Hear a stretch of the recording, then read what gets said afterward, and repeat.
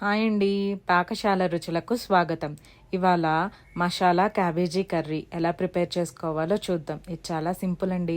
Stove మీద pan పెట్టుకొని oil వేడి చేసి తాలింపు దినుసులు వేసుకోండి. అవి వేగిన తర్వాత ఇందులోకి కొద్దిగా పచ్చిపప్పు యాడ్ చేసి వాటిని వేయించుకోండి. తర్వాత ఒక పెద్ద ఉల్లిపాయని చిన్న చిన్న ముక్కలుగా తొరుక్కొని వాటిని యాడ్ చేసుకోండి. ఈ ఉల్లిపాయ ముక్కలు కొద్దిగా వేగిన తర్వాత ఇందులోకి స్పూను అల్లం వెల్లుల్లి పేస్ట్ యాడ్ చేసుకొని 1 నిమిషం వరకు వేయించుకోండి. తర్వాత ఒక చిన్న క్యారెట్ చిన్న చిన్న ముక్కలుగా కట్ చేసుకొని వేసుకోండి. ఒక మీడియం ఆలూను కూడా ఇలా చిన్నగా కట్ చేసుకొని యాడ్ చేసుకోండి.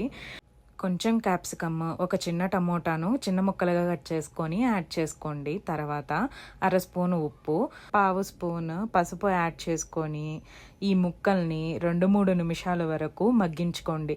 తర్వాత 1/2 కప్పు క్యాబేజీ తరుగును యాడ్ చేసుకొని చక్కగా కలుపుకోండి.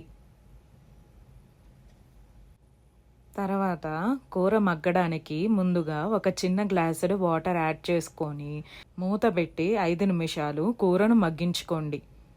తర్వాత ఇంకొక చిన్న గ్లాసు వాటర్ యాడ్ చేసుకొని మరొక 5 నిమిషాల వరకు కూరను మూత పెట్టి మగ్గించుకోండి.